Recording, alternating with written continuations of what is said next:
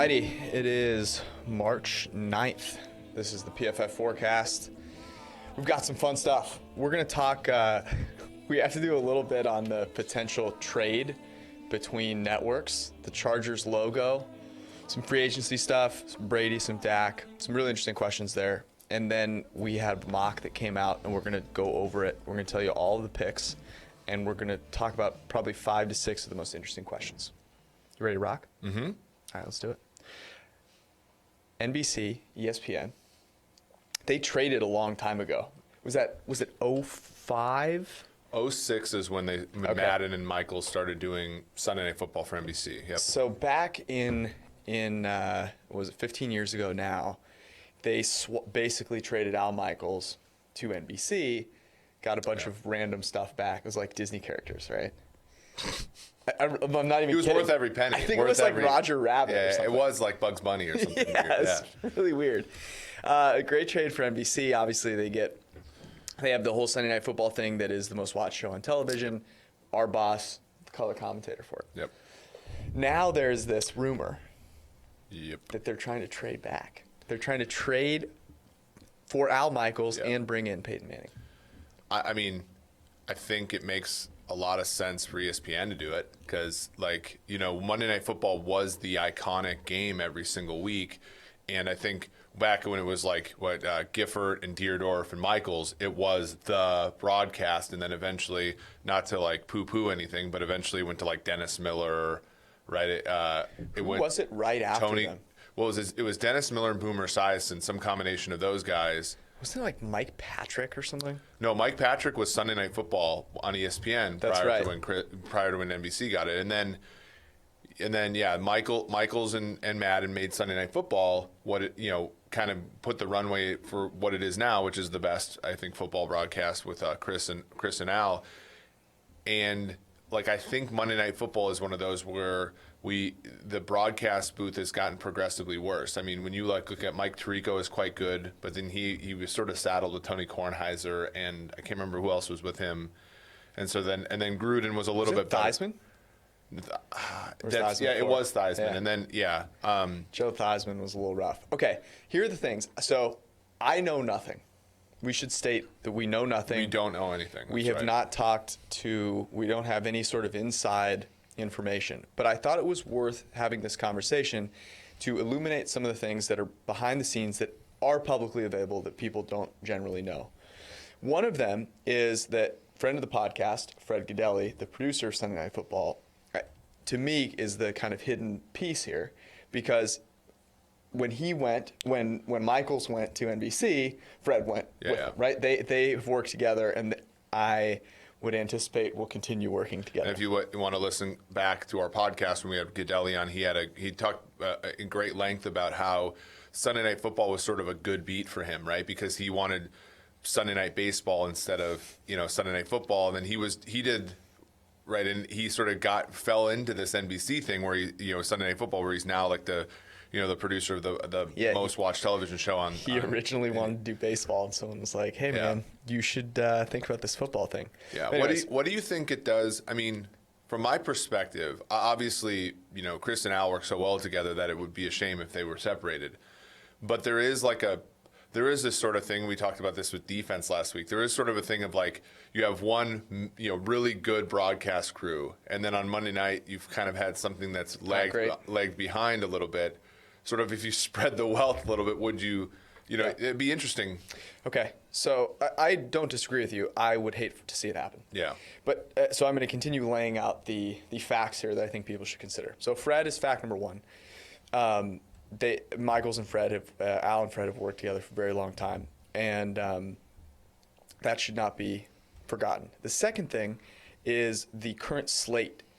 So Monday Night Football has gotten a poor slate, but part of that, now they could change it, right? So they could go into the scheduling next year and go, we're going to give them a bunch of good games because we have Peyton Manning and Al Michaels and the whole crew. But the Super Bowls they can't change. And the Super Bowl in Los Angeles is coming up, and guess who has it? NBC. And guess who is probably the biggest Los Angeles homer in all of humanity? Yeah, Al Michaels. LA Kings season ticket holder, if I'm not mistaken. this is bold to say, I think he likes Southern California and Los Angeles more than I do. I legitimately, it's a very heated battle. You like have complained about the traffic, Al. That's like, Al won't even go that far. Al doesn't deal with the traffic. Al doesn't have to deal with traffic. That's something to consider. The third thing I have here to consider is Mike Tirico, who is very good as a play-by-play guy and is an NBC, under contract with NBC. And I think that should be considered. I think that's sort of where, if NBC even considers this, I think that the fact that Tirico exists in their space is probably the reason why. The only tricky thing is that he's also very good at Notre Dame football, right? And I don't think he can do both. Like, that's just a too difficult of a situation. So similarly, the producer of Notre Dame, friend of ours, Rob Hyland, who's very, very good, would be the guy that currently does NBC Notre Dame and would likely move on. Yeah. I think that's another fact worth considering. And the last fact that I have here is Tony Romo re-signed with CBS for, was it $18 million a year? Can you imagine Peyton Manning taking less than Tony Romo? No, in any walk of life. No, there's no shot. Yeah. So I just think that's interesting because ESPN, I'm not sure, offered Tony Romo that much money. Yeah, well, and that's the tricky thing. And the other question is, like, I don't know. Yeah, I don't think that will happen. Like, if they weren't willing to give Romo what Hugh got from CBS, and they try to, and the only reason would be that Manning is just likes football is that much and would take less money. But I don't see him as that kind of guy. Yeah. So it's all interesting, all deadly. I just really hope it doesn't happen.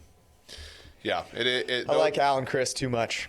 Well, and the other thing is Sunday Night Football has built it up so much. It's going to be difficult for that phase shift to happen.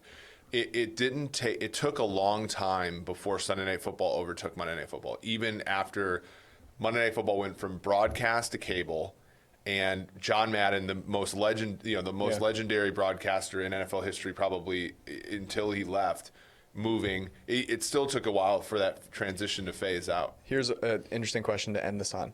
Is Peyton Manning the number one guy that you would actually want to hear call a game? That isn't already calling a game? No, period. No. I mean... Okay. That isn't already, like... Okay, now, is he the number one guy that isn't already on there? I mean, it's hard because you don't get, like, but, like... Would he be all that much better than like Nate Burleson, who's very like who does a pretty good job already? Would he be all that much better? I think he would be. Okay. I mean, we don't have. I mean, the stories he could tell. Yeah. The way that he could connect with the quarterbacks and coaches of the teams would be really valuable, and the way that if he was as quick-witted in the booth as he was on the field, to me that would add quite a bit because that's what separates Chris. Is Chris sees things, and honestly, Fred is the best at what he does because they see things before anyone else does. And they take chances. And they give you the replay. They take chances. Absolutely. And that's something. So the issue I've always had that was interesting about Manning was that in the public eye, he almost never took chances. Sort of his like commercials and things like that were like kind of corny and goofy, but not like, I don't know. It'd be interesting. I do think he'd be very good. I struggle to say, though, without thinking about it deeply, like that he'd be the best. Yeah. I think he would be. I don't see anyone. Phil Rivers would be good, but Manning probably better. Okay. Real quick, Chargers logo. Everyone hates it. Do you hate it? Well, it's the Rams logo. Oh, sorry, the Rams logo. Whatever. But, I mean, that tells you all you need to know about it. It actually looks shockingly like a Chargers logo. Yeah. Wow, I wrote down L.A. and said Chargers. Well, that like mullet thing that it had, right, looked like a bolt. That's true. Yeah. That's what it is. Okay, so it's a bad logo because I, in my mind, connoted Chargers with it instead of Imagine Rams. if the White How Sox. bad is that? Imagine if the White Sox changed their uniforms to be like royal blue and red, and you're like, "Hey, how's the Cubs uniform?" Like that would be so bad. Like somehow had like a bear paw on it or something. I hope it's legitimately one of those. You remember when the Chargers moved to LA and they gave out that really crappy logo tested the waters that looked like the Tampa Bay Lightning and the Toronto Maple Leafs like had a love child. And then, we never saw it again. I hope that's where this... Because the thing is, the Rams have choices. they could go all, and they kind of did this for the last couple of years. They could go all the way back to the white and like dark blue, which is the smart thing to do. This is like the nostalgia age. You should absolutely go back. And those are the second worst. The ones that they wore when they won their Super Bowl are their best, and they went away from them immediately after, and it just got progressively worse. The gold was like horrible. Yep, I'd agree. I think they should go back to their old uniform. You should go back. Their logo, their new logo, reminded me of this. This is the one note I have on this. I saw the logo and I thought back to when I was creating a franchise in Madden at age like 8 or 9. Yeah. And you'd go through the logos and be like, that looks super generic and shitty. And that's what that reminds me of. So I'm not saying I hate it as much as everyone else does, but it does remind me of something you could create in Madden. Yeah. All right, we're going to talk free agents. We have 3 big questions here. The first question that I have is this. I was thinking a lot about the Brady thing. I listened and read a lot of different stuff on it. I listened to Peter King talk about it a little bit. And what I keep coming back to when I think about what motivates Brady is that he has always put winning first. He has kind of gotten it, right? If I win a Super Bowl, nothing else matters. Mm-hmm. So my question to you is, where is the best place for him to win a Super Bowl? Say he plays 2 more years. Well, if this was available to him, I would say the Dallas Cowboys. I'd agree with you. I mean, because the Dallas is perfect because he's going to get a great look. So if he goes there, he's also smart. He also can look and see, oh, Dallas is first in yards per play, top 10 yards per play allowed. He's going to get a great deal of the credit just for the actual like statistical regression that the Cowboys are going to net by having a new head coach and like literally going from the most unlucky season in the world to even median luck, right? Mm-hmm. So you're probably looking at a baseline of like 10 wins already with Dak at quarterback. And so he sees that as like, okay, well, Dak's a good quarterback, but he's not as good as me. I can go in there and give you another win or 2. Now we're talking 12 wins in a kind of a crappy NFC East.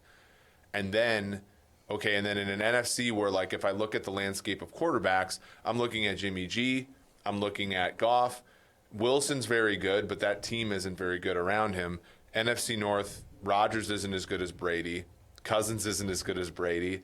Breeze, you know, he might be at the end of his road, right? The Falcons are the Falcons, right? He looks around that and he's like, okay, this is a clear path. You know, if you look at the AFC is far more replete with good quarterbacks. So I think you cut it in half and then you look, okay, among those teams, I know you don't want to hear San Francisco, and I agree it's a pie in the sky sort of idea. Dallas is far more, I think, plausible and palpable. I think Dallas makes more sense for a couple of reasons. Their offensive structure with McCarthy there makes a lot more sense. Their division is similar to the division that Brady has always played in, which is a total dumpster fire aside from the team he's played on. Whereas if you were to go to the Niners, the scheme fit isn't nearly as good, but secondarily, you're legitimately competing with great teams and great quarterbacks. I mean, great team from season to season, right? Like, so the Rams could very well have another year where everyone's healthy and they're very good. The Cardinals could legitimately be good because Kyler Murray took that team from terrible to decent last year. And if they take, it's a much harder position. It's a much harder position in the NFC West. I mean, you're only going to the NFC West as sort of a spiteful, nostalgic, being a 49ers fan growing up. Kind of, I don't think he and Jimmy G didn't get along, but sort of one of those like Rodgers-Favre relationships where like, you know, well, you're going to compete with a guy that wants your job. That's just like how it works. Yeah. So then the other thing to think about as well is you get out of, so you'd go to a weak division, but also get away from Patrick Mahomes. So I'm with you. I would say, look, if the Patriots signed Amari Cooper, I would say it was the Patriots. To me, there's this kind of like, I need a star receiver again. I've had Gronk. I no longer have him. Julian Edelman is getting way older. Mm-hmm. And so, like, if they could it almost feels to me like the domino isn't necessarily Brady, but it's like, where do these big-time receivers go? And if none of them are going to go to the Patriots, then Brady's going to be like, okay, well, what are you going to do? You're going to get me a guy in the draft? Yeah. Like, no, either you're trading your first-round pick for someone that I want to play with, or I'm going somewhere else. To me, that's the weird thing there. Yeah, so what does this mean? What does this mean then downstream? Because, like, and granted, like, this is, again, we want to make sure that we don't overreact to one season's worth of play. Because at this time last season, you and I were writing an article basically saying, you should be wary about giving Dak Prescott the bag, right? And he had a great season. He was in the regular season. He was second in WAR. I think he finished third after Mahomes leapfrogged him in the playoffs. And okay, how much of that is resulting? How much of that is looking at that offense and saying it's very difficult for you not to succeed when you have a good play caller? You play weak teams in a weak division. You had a weak schedule because not only did you play the NFC East, you played the AFC East. And, you're looking at that from the perspective of, Dallas, do you say, okay, you can either buy Dak at the top of the market, or you can sort of make a move and sell him at the top of the market, but it becomes tricky because what is the path? The path is a franchise tag and a trade, right? The crazy thing about it, and I was looking at Dak's, just his seasons, season to season to season. Very good rookie year with a wonderful scheme and playmakers around him. 2 not so great years, and then another basically top 10 season with a really great scheme and everything around him. And is that a roller coaster that you want to be on? Can you actually sustain? You probably can't sustain that environment. So are you paying a guy top 5 quarterback money to do that, or are you going to say, hey, I've offered you $33 million, which is apparently what they offered him, and if not, then I'm going to explore the tag and trade, where you say to yourself, if I tag him and I trade him, am I going to recoup something that I can then make my environment more stable and sign another guy? Well, and that's the tricky part. I mean, I think a lot of coaches, understandably, have so much confidence in their ability that they think that they can make Dak stably good every single year, and that's why. That's why Cousins is a thing, right? That's why he's paid so much. That's why Jimmy Garoppolo's paid so much, right? And in many cases, they're correct, right? I think Shanahan's good enough to make Garoppolo a Super Bowl caliber quarterback frequently. But if you're McCarthy and you think to yourself, okay, I had one of the best quarterbacks in league history in my lap for 2008 until 2017, 18, and we got worse as an offense from 2014 basically on, do I have the confidence in saying, okay, in a weird way, Dallas is sort of yo-yoing, right? They got very bad luck on the periphery, but they got very good circumstances for their quarterback. Do you fade that and just say, okay, well, we have to start over with somebody I know is truly elite, however old he is. I think you have to go with that. And the reason is, so we think about risk, right?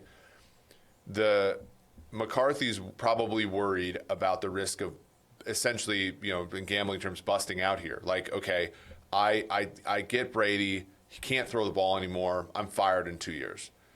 From his perspective, though, his contract's guaranteed, right? And so, the kind of wussier play, I think, is to take on Dak and be like, okay, well, Dak's going to get me on the green for the next 5 years. It's you're the Dallas Cowboys. They didn't hire you to win the NFC East. They hired you to win the Super Bowl. So I think it does make a lot of sense for them to simply shoot the moon here, because if you fail, they're not firing you right away. They had Jason Garrett for a decade. Would the Miami Dolphins give pick 5 for Dak Prescott?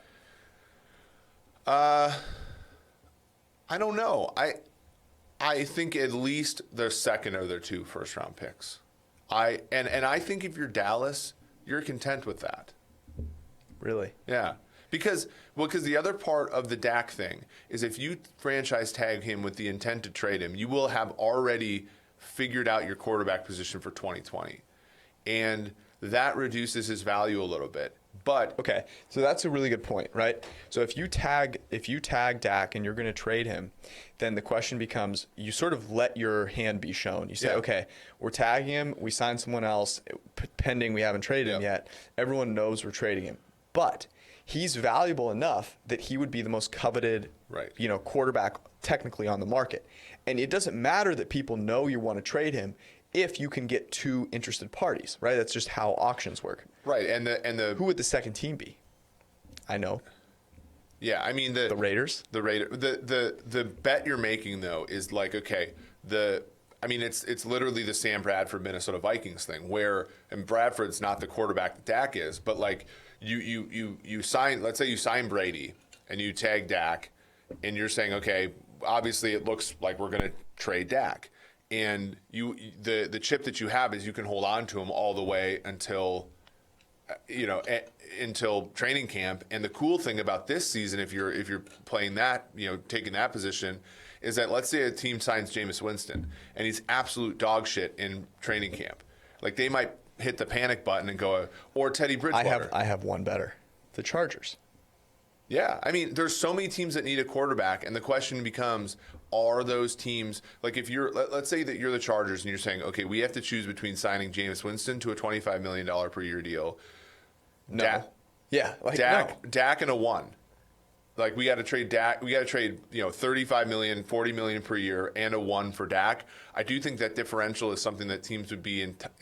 Teams would think twice about just because they are risk averse to the point of like, for me, I'd rather take Jameis than give up a one for Dak and a $40 million per year deal. But I think a lot of teams are risk averse enough to like say, okay, our Chargers roster is pretty good. Let's get Dak in the fold and pay for certainty. And, hopefully reap the benefits of it. The real question is whether or not, if you're the Cowboys and you're trying to pull this off, if you could get Amari as well. So you have that cap hold with the franchise tag, and then you also have, I'm signing Brady to probably $30 million, right? Like 2 years, 60 or whatever. They have like $77 million in cap space. I'm looking at it over the cap right now. Yeah. And what they could do is they could basically pay Brady slightly less year one.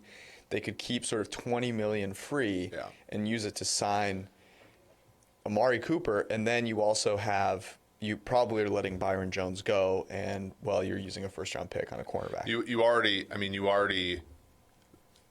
That's the thing. You've already made the investments in Zeke and all that kind of stuff, so you have to sort of deal with that. But I do think if you gave Brady a 2-year guaranteed deal, you could change the money around, stay.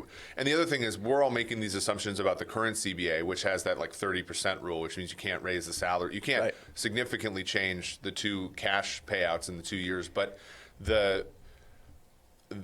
I agree. So then even if you let Amari go as a function of this, you know that there's a big receiver draft that we'll talk about a little bit later, and that first-round pick that you get from whomever you trade him to can be used to acquire a wide receiver as well as a cornerback that you might lose. I don't think Tom Brady's going to say, hey, Dallas, I'll sign up without the stud receiver that I want to throw to. Yeah, but don't you think though, if you look at their receiving core, I mean, at least Michael Gallup is 10 times better than anything that the New England Patriots have currently. Yes, but they don't have a tight end. I mean, well, neither do the Pats. That's the point though. But he wants to find that. It's not like, why would I go to someplace new if I can just get the same stuff at home? But do you think he would? Do you think he would sign up for something like this if he knew that they'd also have to trade Dak? But then it's this weird thing because like they're not going to let Dak go as a free agent. I don't think. No. So, but then if they sign somebody like Brady, they're going to have to make assurances that like, look, you're going to have to give something up because we have to at least get something for Dak here. It's weird. I'm here for all of the bizarro world options. I gave you one earlier and you rejected it offhand. Which one? Well, the guy that we're going to talk about next. Ryan Tannehill? Yeah. My thought on Ryan Tannehill is simply that I don't think anyone is that interested in him. It's an interesting thought. If you're right, and I think there's a better than puncher's chance you are. Would you? No, but the thing is we look at it differently, right? So he was our highest graded quarterback last year. But we look at it and say, okay, scheme dependent things like play action where the production curve is not is sensitive to how good the player is. Yep. Like we're woke to that, and if teams are, I think it would be a pretty cool like evolution in the game because we've seen like how much better or worse is Kirk Cousins than Ryan Tannehill. They're basically the same, and we're only 2 off seasons removed from Kirk Cousins getting the highest deal in the history of the NFL, fully guaranteed, right? So if we had two years worth of evolution in the way we thought about the quarterback position, that would be a positive thing. Here's the thing that for Ryan Tannehill, so you look at his career arc, if you want to call it that. He had one top 10. Isn't it like a slide? Yeah, it's more of a roller coaster, to be honest. He had one top 10 season, that was in 2014, and then everything else has been pretty average to below average. Last season, he was the highest rated quarterback in the NFL on a limited sample size, obviously. The season before that was an absolute disaster in Miami. And you talk about the play action stuff, all that. What I thought was really interesting was under pressure, by far this career high at 98 passer rating, like 8.5 yards per attempt. This was crazy. His big time throw rate was 11.3% under pressure, which is more than double the league average. And we know that's something that regresses pretty sharply, generally the mean. I mean, you can almost think about outlier seasons and go straight to how did they play under pressure. Like Carson Palmer has this incredible season. Josh McCown. Incredible season. Andy Dalton, incredible season. All of them are because they had plus 90 passer ratings under pressure. Like they were great under pressure. And that's, I mean, just not going to bank on Ryan Tannehill. Yeah, no, I agree. I think that makes the market, I honestly believe now the quarterback market with all of these moving pieces is a little bit smaller than people think. You've got Jameis Winston, who we think is worth taking a shot on, but let's be honest, there's some like issues there aside from just the play. You have Ryan Tannehill, Drew Brees already locked up. Yeah. Cam Newton is probably there's two there. clusters, right? There's a cluster that Teddy. Right. So I would say Bridgewater, Tannehill, Winston, like all those guys are in sort of a similar cluster. I don't know where does Rivers play in. I think Rivers is in that lower tier. So here's the thing about Rivers. To me, Rivers is like not actually. I still don't get the Rivers to Tampa Bay thing. I believe that's all geographic. To me, there's no scheme fit there. Like Arians likes to throw the ball downfield, and that's just not Rivers' strength. So maybe I'm wrong there. I would put Rivers in a tier above Tannehill, to be honest. Okay. I agree with you. I don't think he's as available as people think. I think he's basically. So it was like when Brett Favre left the Packers, and they knew he wanted to play for Minnesota, Detroit, or Chicago, and then they were like, okay, we're going to trade you to the Jets and put in that poison pill that if they then flip you to one of these teams, they have to give up 4 first-rounders or some crap like that. I think Rivers is a couple teams are bust, right? One of them being the Colts is the betting market favorite, or at least it was last week. Like by far. Yeah, like a minus 175. So I think that that's where you look at that and you say, okay, if those teams don't work out, he might just retire. I mean, a la Romo 3 years ago. Remember there was Romo to Kansas City rumors, there was Romo to Minnesota rumors, and then he just quit because the nothing interesting worked thing out. about Rivers is a sneaky, goes right to the booth and is on Monday Night Football next year. Because he could be, I mean, I think he would be pretty good. And he would probably take, one of the 2 kids in the booth with him. It'd be like significantly less. Do you think ESPN would have to adopt a PFF-like, no children in the workplace sort of rule for Rivers? We don't have that rule. What's interesting is I don't know who the play-by-play guy would be. But I digress. Let's get into the mock. I want a mock. Mock! Okay, so here's how we're going to do this. We're going to read off, by the way, you can go to pff.com and you can read it and all of the, I would say go there and read the methodology. We talked about it on last week's pod, so you can check it out there. But it shouldn't be too foreign to you guys what we're looking at. There's obvious value for what your job is in the NFL, and then we're using our college to pro projections that are based on the fact that we grade every single player, every play, and every game in college. So with that being said, we're going to go 5 picks at a time, and we're going to spend a couple minutes on like the biggest questions in each of those sets. So picks 1 through 5, we did no trades. So Bengals take Burrow, the Redskins take Tua, the Lions take Okudah, the Giants take Henry Ruggs the third, and the Miami Dolphins take Chase Young. I would say that maybe a couple weeks ago, the bigger thing here would be Tua at 2.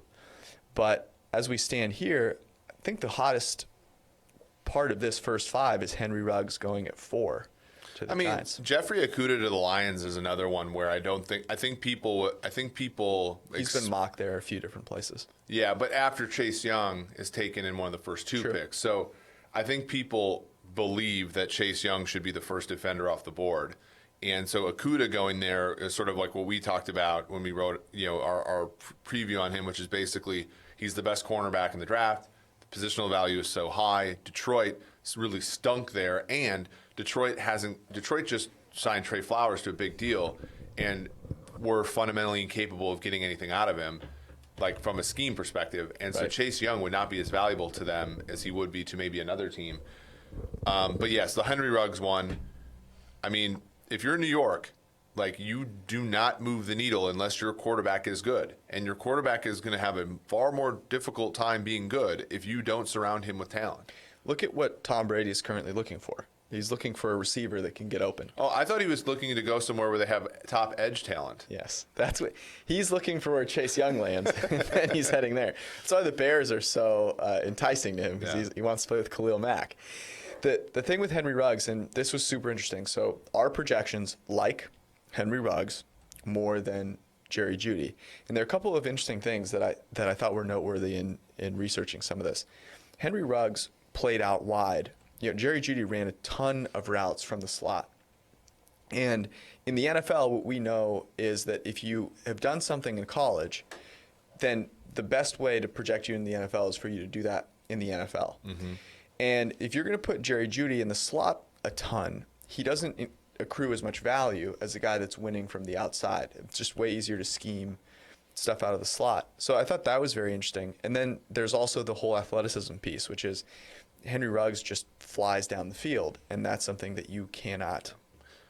And he is big enough, I think, to be a good NFL wide receiver. You don't need to be, Randy Moss size, I think, anymore to make contested catches. You don't need to be Anquan Bolden size to get yards after the catch. The key part about football in the NFL is getting open. Like, everything else is secondary to getting open. And Ruggs just displays a knack for getting open. And again, Daniel Jones, like, you want to figure out things about quarterbacks. And so if you got a bunch of receivers that have to make contested catches for you to be successful, we know that, like, throws into tight windows are unstable season to season. So even if he has a good year throwing contested catches, great, we know less about him the next year. What we want to see from Daniel Jones is how he performs when players are open, because that's the most stable sort of environment for quarterbacks. And I think Ruggs gives you an opportunity here to find that out. It just makes sense. And the thing is you have plenty of time, and you have plenty of time to get edge players either in free agency or the draft. And if your defense stinks, like, look at Arizona last year. Arizona increased from a 2-win team and the number 1 overall pick to a 5-win team in probably the toughest division in football, and they didn't get better defensively. They got much worse, and it was just because their quarterback developed to a point where now you can start answering secondary questions. The Giants still aren't even answering the primary questions yet.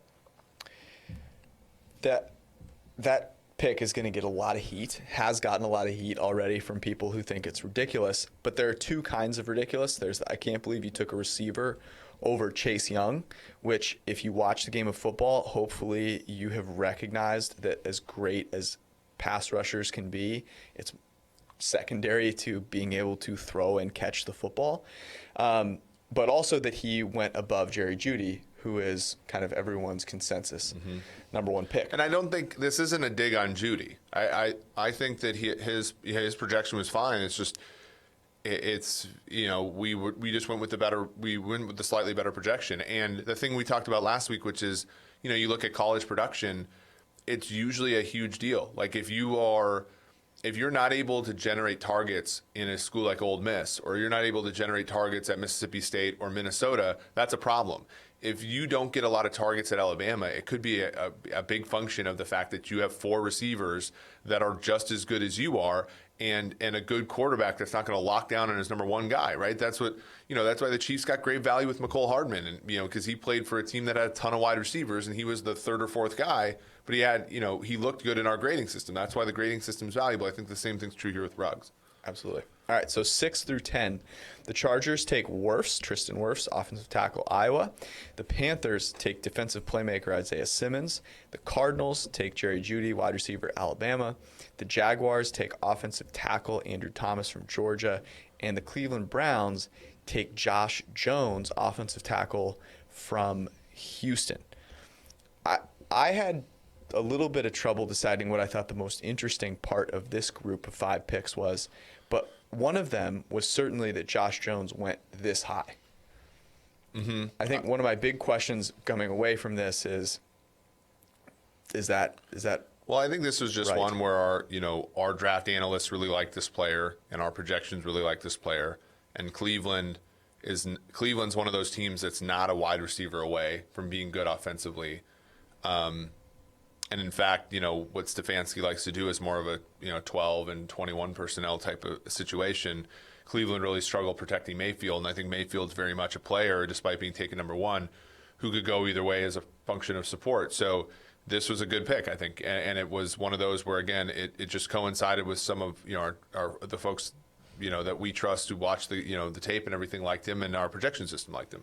Yeah, that's the grading component, right? Yeah. I mean, but they mesh well, because the thing about he was the second highest graded offensive tackle in the FBS. And after you adjust for certain things, he's still high there. I mean, the issue is always when you watch this film, it's difficult to contextualize it because he plays for Houston, which is not a Power 5.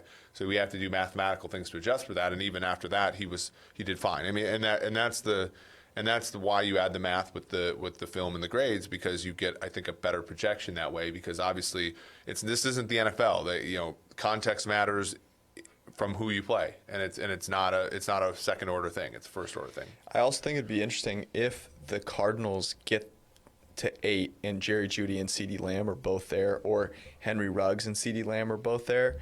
What would they end up doing? Because CeeDee Lamb and Kyler Murray played together, that whole Oklahoma thing. But to me, there's a distinct, and our projections back this up, there's a distinct difference between Jerry Jeudy, Henry Ruggs, and then CeeDee Lamb. Yeah. But again, this is a situation where you get Kyler some weapons. Obviously, offensive tackle could be a position here, but we sort of leaned on you go wide receiver first, and once you have that resolved, then you go tackle. Yeah. It's great if your pass protection is perfect, but if no one's open, it doesn't matter. It doesn't matter. You got to get rid of the ball. And Andy Isabella was fine as a rookie, didn't get a lot of targets. And it's a guy that lines up out wide. Yeah. Jeudy fits nicely in there. You've got an aging Larry Fitzgerald. I think Kingsbury takes advantage of it. Yep. Okay, 11 through 15. The Jets take CeeDee Lamb, wide receiver, Oklahoma. The Las Vegas. We had Oak in there. Yeah, we had Oak. And we had to change to I joked LV. when we saw the Raiders at the Combine, I said, "You're still Oak to me." They take Christian Fulton, cornerback, LSU. The Colts, this was a very interesting one, take Laviska Shenault, wide receiver, Colorado. The Bucks take safety out of LSU, Grant Delpit. And then the Denver Broncos take Justin Jefferson, wide receiver, LSU. I thought one of the more interesting things here was looking at what the Raiders do and looking at what these teams do that have multiple picks in the first round. Mm-hmm. And you look at the Raiders and you go, okay, they really need a wide receiver. But they also could really use someone that can cover. That would be super helpful. And you go, okay, well, which one am I going to have more of a depreciation at 19? The corners or the wide receivers? And at this point, with the 3 best wide receivers gone, Fulton made the most sense. Yeah. And they took their draft last year, didn't do a whole lot with it, unfortunately, right? I mean, they took a running back at 24. They took a box safety. Yeah, but he was great. And Raiders fans will be quick to tell you that the defensive end they took in the 4th round is good, so it makes up for It makes up for the one that was not as good at 4. Yeah, but I think this does help them. As we talked about last week in the article about depth, though, the key thing here is when you take a corner, you're not done. You have to take many of them, and it's also why. So people are going to give us flack for this, right? And especially for wide receiver, but I think it rings true at corner and safety. People are saying, well, why you're taking the 7th best cornerback? Isn't that too high? Or you're taking, and it's like, no, because by the time you get to round 4 and you're actually looking for depth, the smart teams will pick those players off. Taking them. And it actually, like from our research, it makes more sense to pick off a guy who's maybe not a star potential, but can add, be the 3rd or 4th guy, so that when somebody does get their 90th percentile, they hit on that sort of like high end thing, then you have also support for that, right? Yep. And that's why, if Fulton only ends up being a number 2 or number 3 corner, it's still going to add value to the Raiders. Justin Jefferson, a guy that our projections really liked. Yeah. He's an interesting guy, kind of a polarizing guy. 16 through 20, the Falcons take cornerback from Alabama, Trevon Diggs. The Cowboys take Antoine Winfield Jr., safety. the Dolphins take C.J. Henderson, cornerback. The Raiders come back around to get Jalen Reagor, wide receiver out of TCU. And then the Jaguars take Hunter Bryant, tight end from Washington. Our Falcons go cornerback here. We get to pick for them, which means that because we wanted them to take a cornerback, they're going to take Chase on. They're going to take some edge. Yeah. I can just feel it, can't you? Yeah, I mean, I think so. You got to think about this, though. I mean, over the years, the Falcons have learned a lot of things, haven't they? True. So I would hope. They drafted toughness in the first round last year with 2 offensive linemen. Yep, that worked out really and well. saw how that. They got injured though. Well, but that's the point, though, right? Like the whole Falcons thing has been a bad beat. You take Deion Jones, and by all measurements, he's a pretty good linebacker. He can't stay healthy for some of those years. And the year he does stay healthy, Keanu Neal's hurt. The year that Keanu Neal's healthy, Ricardo Allen's hurt. Or, Brian Poole forgets how to play. He goes and plays with the Jets. He's decent last year. Robert Alford's good during the Super Bowl year, trash sense.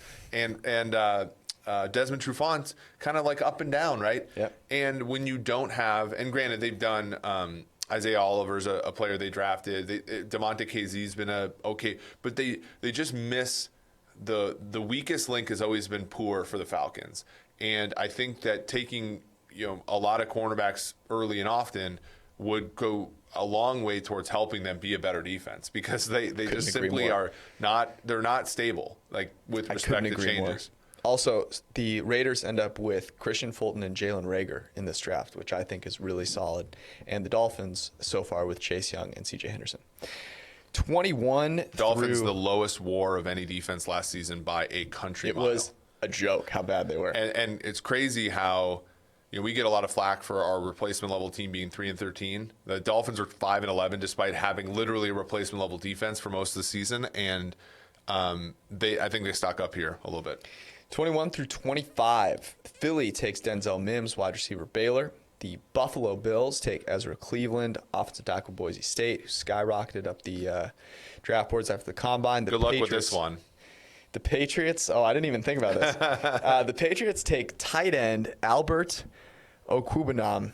Of Mizzou. Definitely wrong. Tight end from Mizzou. I should have thought about that one. Cam. Okwuegbunam. Yeah. Man, that was worse. I think the first one was better. My tact is always just to say it quickly. Look, Aaron Hernandez was easy to pronounce and didn't work out very well. So sort of flip this up. At 24, the Saints take Chase Claypool, wide receiver Notre Dame. And at 25, your Minnesota Vikings take Ashton Davis, free safety from California. So the big thing that I thought was interesting about this was we spent a pretty decent amount of time thinking about the Patriots do. And tight end made a ton of sense. Albert, as I'll call him, 6'5" guy, ran 4.49. Seems like it looked really nice in our projections. Seems like a guy that no one's really talking about. It's perfect for the Patriots and fits a huge need for them. Think about they signed Amari Cooper or they get A.J. Green. They get this big tight end. Brady stays. What a beautiful world it would be. Yeah, and when we talk about the 2 tight ends that were taken in this draft, Hunter Bryant was a guy who, when we look at types, he was more of a high catch rate, relatively low yards per catch guy, which I think is pretty good for an offense that's probably going to have Gardner Minshew as the quarterback. Yep. I was going to say, I actually think the Patriots, if we were doing this and the Patriots had the Jaguars pick, they would have still taken Albert over Hunter because of what they're looking to replace. Because he was more of a yards per catch, a little bit lower catcher. Obviously, these things yo-yo, right? And I think when you look at the Patriots, let's say Brady doesn't return, you're probably, there's a better chance than not that they're going to have a down the field quarterback in his stead, knowing what they know, which is that everything else being equal, an aggressive quarterback is better than a not aggressive quarterback. So having a tight end that can stretch the field would be better. If Brady does return, Gronk's biggest thing was, aside from his red zone prowess, was being able to get down the field. In terms of yards. He was their best deep. He was their best deep threat. And so I think that just having a tight end that's able to take safeties and run them off is something that not a lot of offenses have, and when they do have it, it's pretty valuable. You look at the Saints, why they're so efficient underneath is because Jared Cook has the speed to sort of run, safeties backwards, and Albert could really help the Patriots in this light. We committed hardcore to Albert. 26 through 32. We'll save 31 and 32 for last. 26 through 30. Jeff Gladney goes to Miami, cornerback TCU. 27, the Seahawks take Cameron Dantzler, who's so slow. He might be slower than me, apparently, but not worried about it. 28, the Baltimore Ravens take Curtis Weaver, edge from Boise State. 29, the Titans take Jack Driscoll, offensive tackle, Auburn. And at 30, the Packers take Matt Pert, offensive tackle from UConn. So the big... Otherwise known as Neil Pert. The real big question here, and we got a lot of feedback on this, which is like, where the heck is Jedrick Wills? And it was really hotly debated between us. Our projections liked both Driscoll and Pert far better than Wills. It wasn't like that close. I think if it was very close, we would have gone with a guy that's much higher on the draft boards of everyone else, because conventional wisdom does have something to say here. But I mean, that's what we were doing with this mock draft, and so we had to stay faithful. Yeah, I mean, I think, and again, I don't watch the film nearly as much as Mike and Austin do, but what we do is try to regress for sort of what the guy's asked to do, and after you do that, the Driscolls and the Perts, like their per play efficiency, much like when I wrote the articles about true pass sets and true pass rushing sets, it's sort of like that ilk. Is like you got to look at throw out screens, throw out rollouts, throw out play action. And sometimes players who grade better in our system, which again is agnostic to situation, they flip a little bit when you take into consideration scheme and context. So this is a fun one. Obviously Tennessee fills a need at tackle, Green Bay fills a need at tackle. Both of their right tackles, there's a chance that they might leave via free agency. Baltimore was a weird one. We struggled with this one. Yeah, because they're not a team. I mean, they don't have a ton of needs. To right? their credit, doesn't have a lot of needs, and we would have. Here's the thing: we wanted to give them a wide receiver. We wanted to take a wide receiver. We'd already taken 9 wide receivers at this point, and decided that actually there wasn't one that was good enough, and they ended up going. Yeah, they're probably in a situation where free agency actually helps. So free agency is rarely the place where you win, but if you are a player away and a type of player away, like I can see the Ravens signing a wide receiver, like when the Rams signed Robert Woods, it was kind of like, okay, he hadn't been all that productive in Buffalo. That's a great point. But he was like, when Robbie Anderson signs with the Ravens, yes, then all of a sudden they won't be looking to draft someone. Exactly. But it could even be a little bit lower tier. It's one of those where he's going to get better money than you expect, but he's going to be better than you he's going to exceed that, much like Woods has, because the Ravens are smart. They go through and they say, okay, they're probably looking at passing maps, much like Timo's, and be like, this guy fits in our offense, and this is exactly what we missed when we had Seth Roberts playing all these snaps.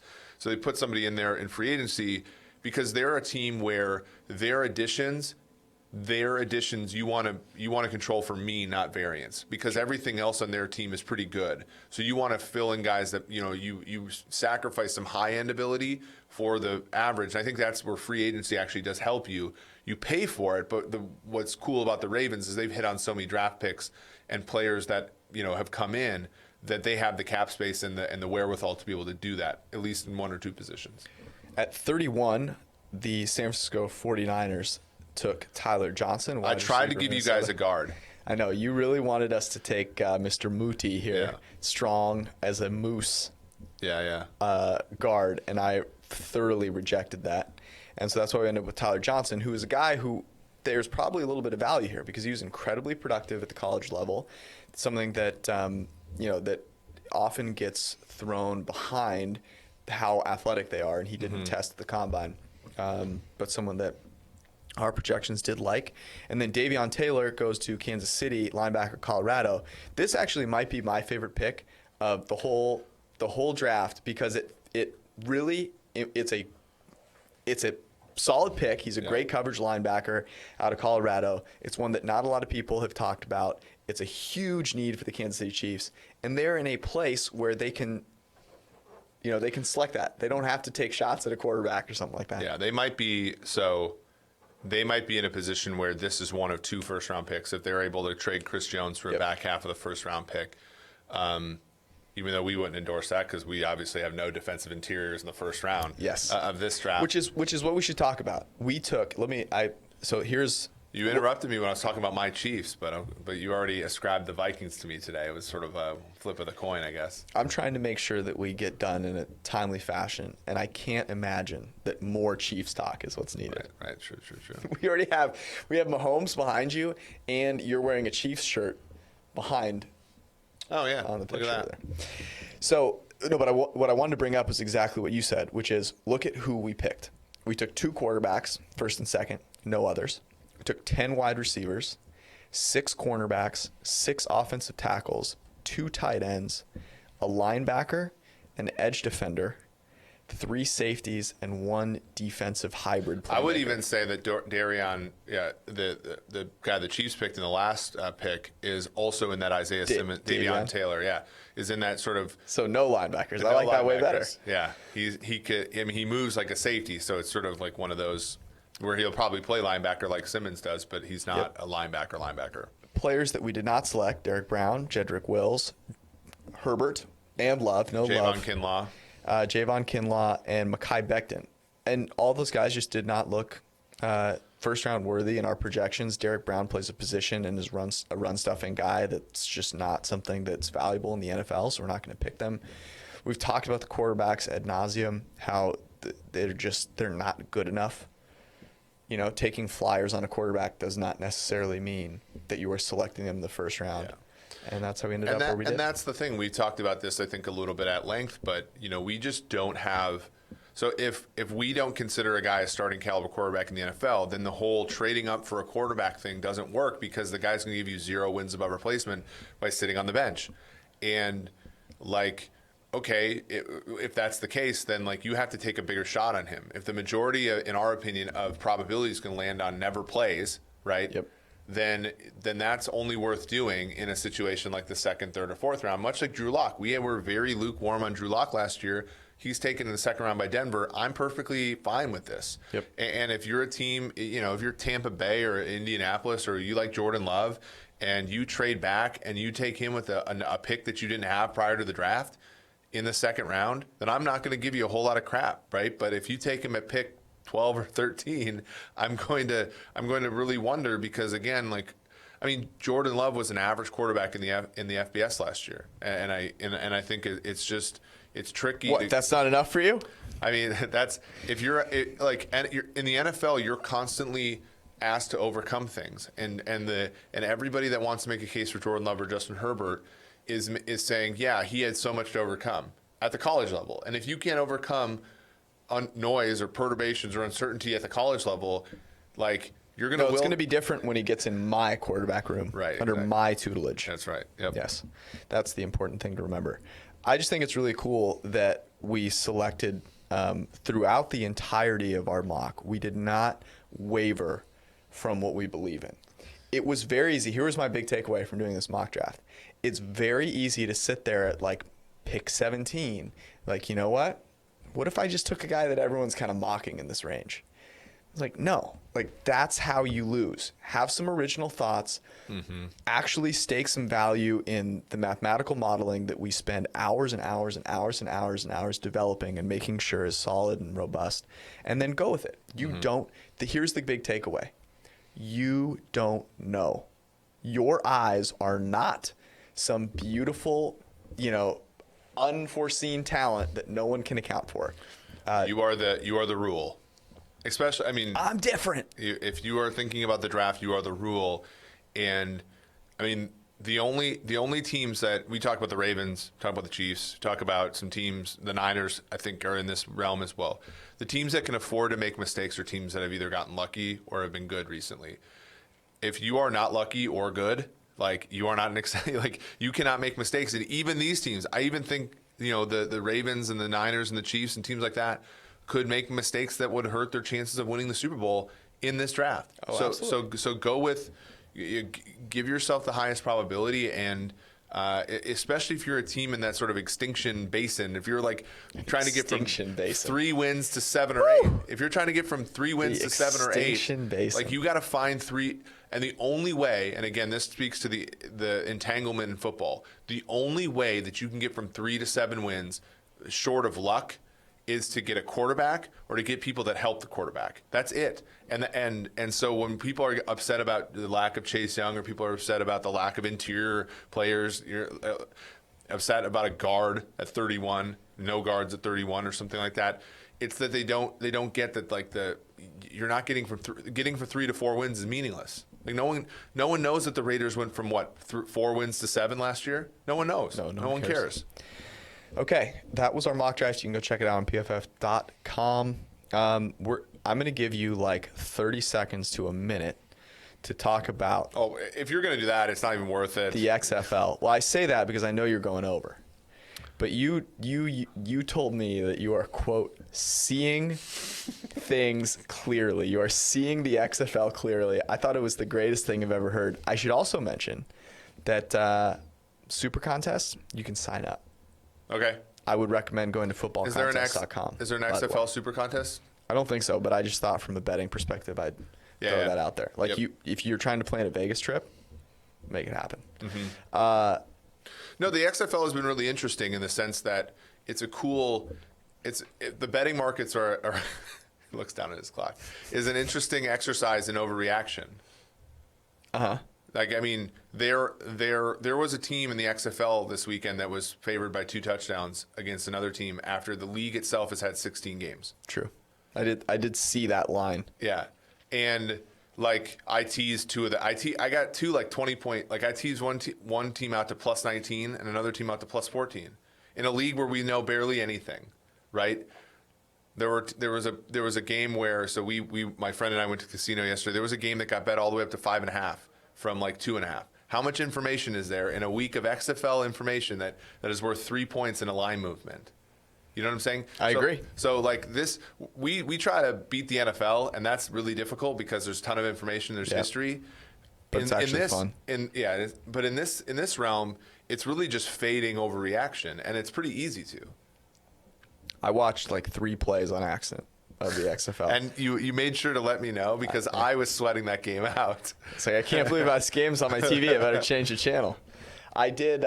I had a successful betting weekend, though, and I let you in on it. Yes, that's true. You, I should probably pay you a fee or something because you came to me on Friday and you said, look, I think the Lakers should be 5-point favorites against the Bucks. And then I was like, okay, so I went and placed a bet. And the thing is, I had work to do, so I'm like, okay, I'll just put this dumbass basketball game on the background. It wasn't bad. It was 2 of the best teams. It was actually a good game, yeah. And of course, the Lakers get out and trail by double digits early, and then I capitalized on that as well. and then well, see, I don't have the intuition about the NBA, so I have no idea if it's just this is a bad bet or if this is just noise. So I just let it ride, and of course, I think the Lakers won by about 10, right? Yeah. The interesting thing about and Giannis got injured, and you didn't play the subsequent game, so it was kind of rough for the Milwaukee Bucks.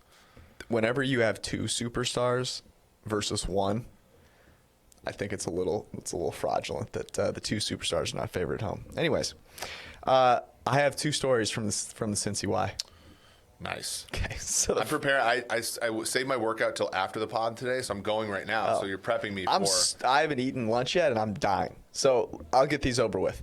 I have 2 stories. The first is, remember how I talked about the guy that rode the lounge bike? I don't know what we want to call this. The Tour de Lounge. You know, you're just sitting there with a backrest. He was in there again this morning.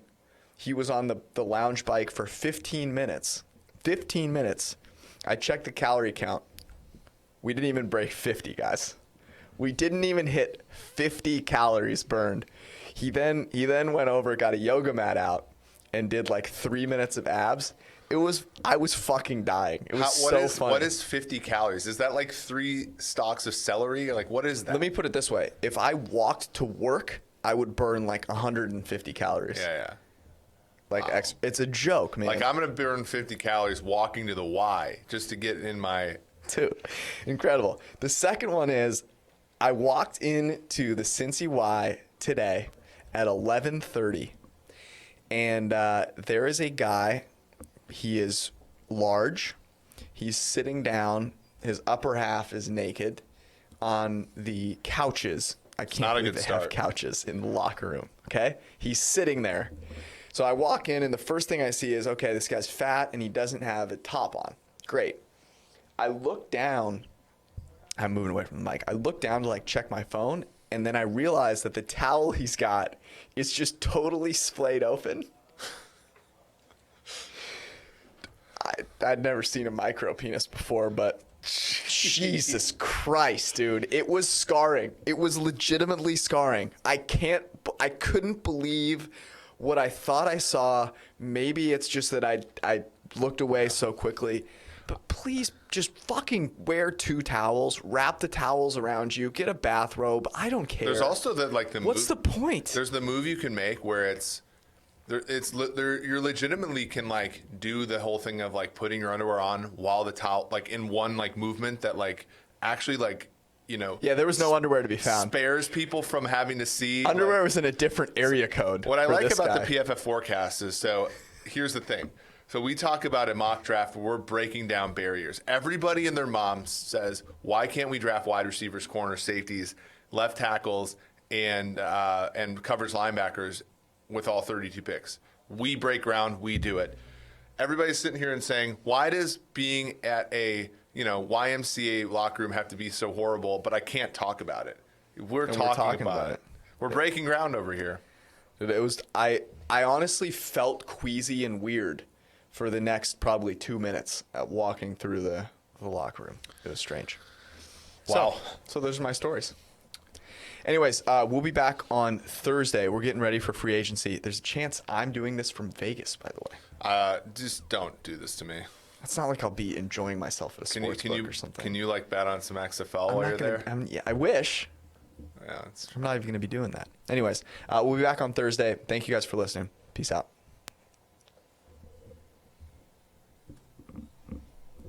Nice.